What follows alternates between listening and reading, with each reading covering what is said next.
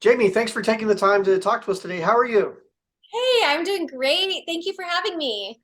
That's great. Now, what I found interesting last night is that you made it so close to the end. A lot of people would be, display a lot of disappointment. You were actually had a really great attitude about the whole thing. Is that just generally what Jamie is? Yes. I am obsessively grateful for the opportunity to play this game that I love. It was hard to not be smiling all the time, realizing like I'm in my TV screen right now. This is a dream come true. I am going to soak up every single moment for what it is. And it's like I'm walking through this dream and making things happen. And so, yes, I'm filled with gratitude about my entire experience. And I like having it be all, I mean, you know, making it to this moment in the game to top Right. six. It's such a huge feat Yeah. that I can't be mad at anything really. I have to be so grateful. It's like you'll see me on every episode. Like I'm not done yet. I'll see you next week.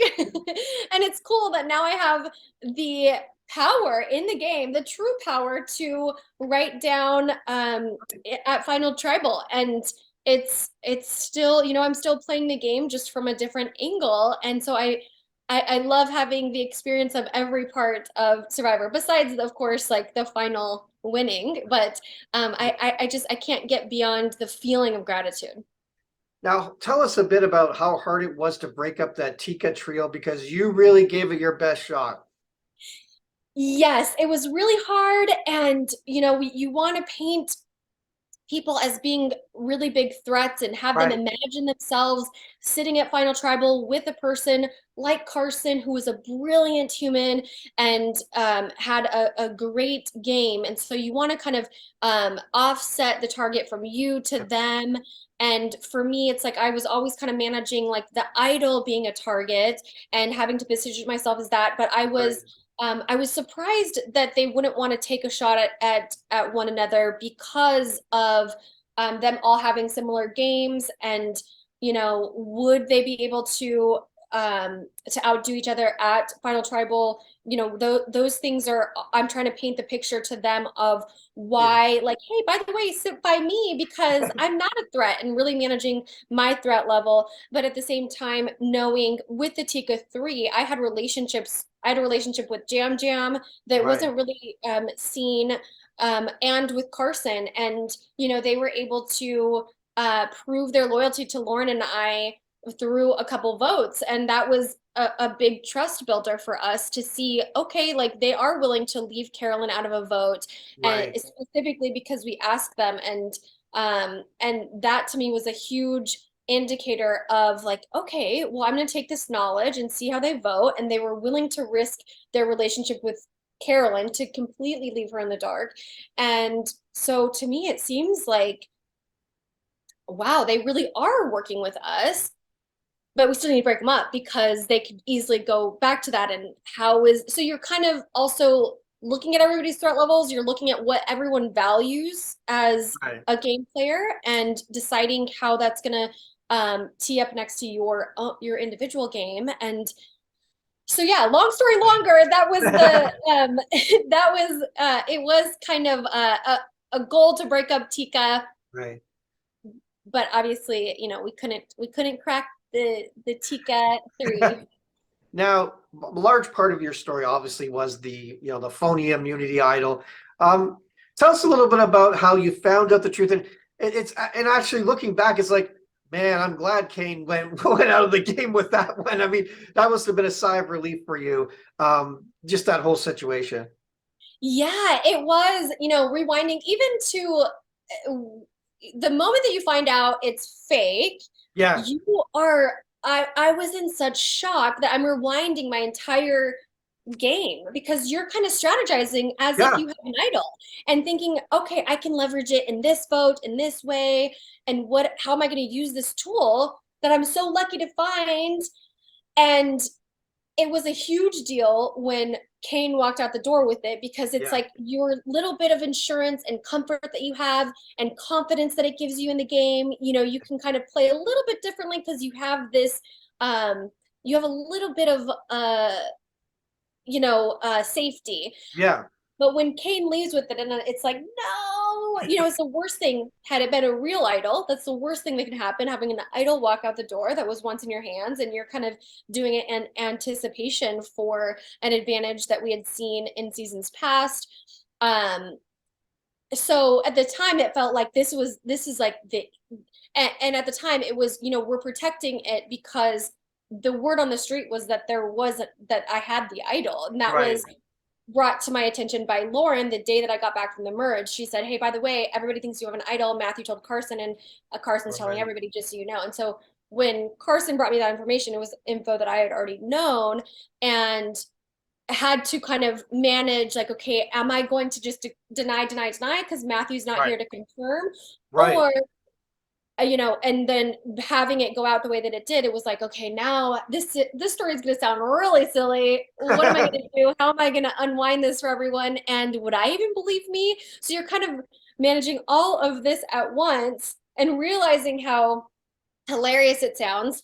I'm truly, like, I think about it and it's like, dang, I wish I could have played that fake idol and had that iconic moment of Jeff just tossing it in the fire. That would have been another funny moment to kind of laugh at and be a part of. But it is definitely the idol that haunted me all season, and it was a shocker to find out that it was fake, and still fun. And it's just fun to laugh about this moment, the idol.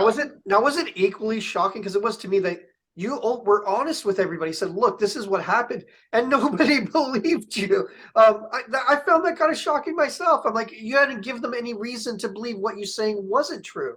Right. Yeah. But it's kind of weird because when you're out there, as you've seen, it's like, I believe someone and then Right. I don't believe the truth. And, you don't really know who to trust. And so it's definitely, it wasn't surprising that they didn't believe me, but then I'm Right. like, wait, it's such a silly story. Why wouldn't you? And then at the same time, I also have multiple people coming up to me. At least, I mean, I think everybody at some point said, "Hey, by the way, everybody still thinks that you do have the idol and that your story was kind of silly. They don't Right. believe you, by the way. Like, if you have it, just tell me, And it's Right. like, no, I don't have it." And so I'm having all of these individual conversations. And so that's why I wanted to make it a big scene, like, "Hey, by the way, everyone is telling me that no one believes me in separate Right. conversations, so we'll make it a thing at tribal council."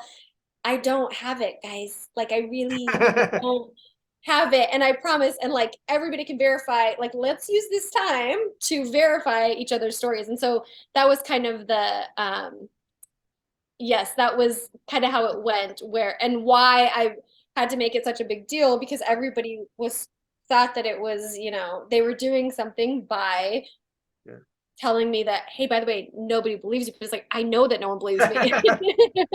Now, as you went along in the game, you're getting allies are dropping left, right, and center. You're kind of eventually you kind of left on your. How was it to play underneath for the entire time? Because every time you look around, you're taking a shot, and your allies and support system is just shrinking. Oh my gosh.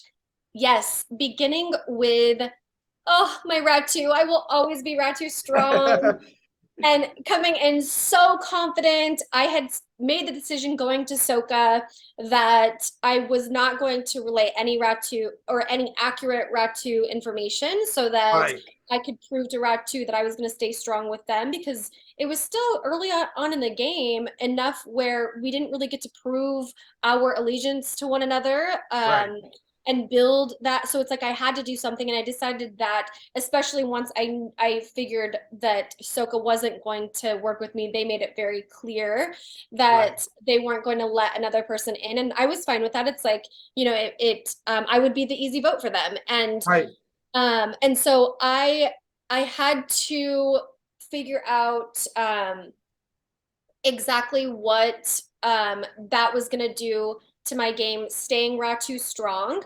But Right. I had a really solid relationship with Kane, where we were already looking at the merge and past the Yeah. merge and kind of building our game together. I was very close with Kane and with Lauren to where I knew I could go back and trust them. And then Right. us celebrating at, by the fire once Matt went home and being able to celebrate as a team so confidently and then seeing that, oh my gosh, we all have big targets on our back by the rest of us. Like, how are we going to manage this now that everybody sees us, really, you know, really celebrating our power. But so watching that happen, watching the Brandon, it was like, wait a second. And we kind of were hinted on that. And we had suggested that we split the vote, but it kind of got lost. Everyone's words got lost Right. by that time. And watching that happen and then not believing that it would happen again because, like, okay, like, there's no way, like, let's see. And then having my idol walk out with Kane, that very next vote, it was heart-wrenching. And to me, it's like, no, but that's when we had to really saddle up and figure, like, okay, Right. there's no way that we can do this. Like, how do we take our power back? And at that point, Lauren and I had such a solid relationship that it was like, okay, no matter what, Franny has to go next. We positioned ourselves in a way where she was not going to align with the girls that went to the reward.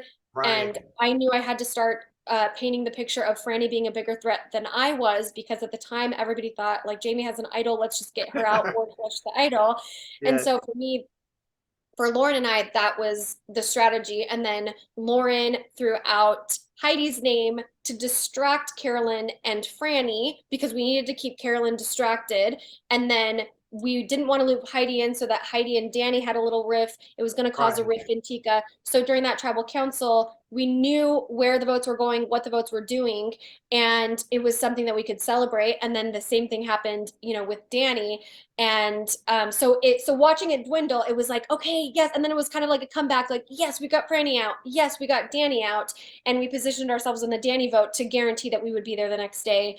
And so uh it was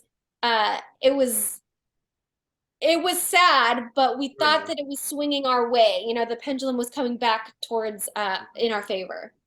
Now, I ask this of all the survivors I've spoken to over the years, simply because we only get to see a portion of everything that happens on the island every week. So, is there anything about your journey, whether it was a moment, strategy, anything that you wish that they would have shown more of on the show so people could understand your journey a little bit more? Yeah, I definitely think having my relationships and my strategy be shown. Right.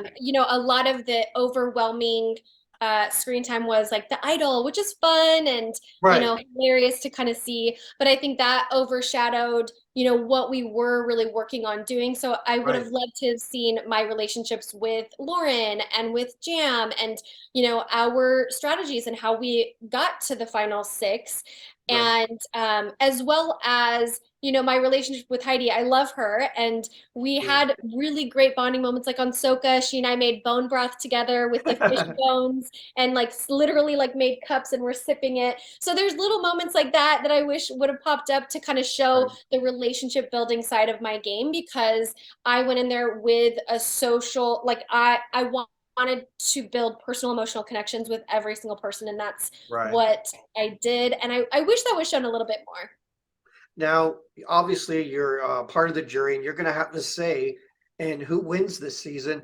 You obviously can't tell us who you voted for, but tell us what some of the things that were going through your mind when you were deciding on a winner. What kind of qualities were you looking for? Yeah, the quality I am looking for is someone that has a socially savvy game who is able to leverage their tools and resources to get them to the end in a really stealth way. And um, how did they manage their own threat level throughout the game, but also can they articulate each move and Right. their role in each move? So I'm kind of listening for all of that at Tribal at Final Tribal. Great. Well, Jamie, once again, thanks again for spending the time with us today and talking about your journey. All the best in the future, and can't wait to see you on the finale and what you have to decide and what you have to say about the hook.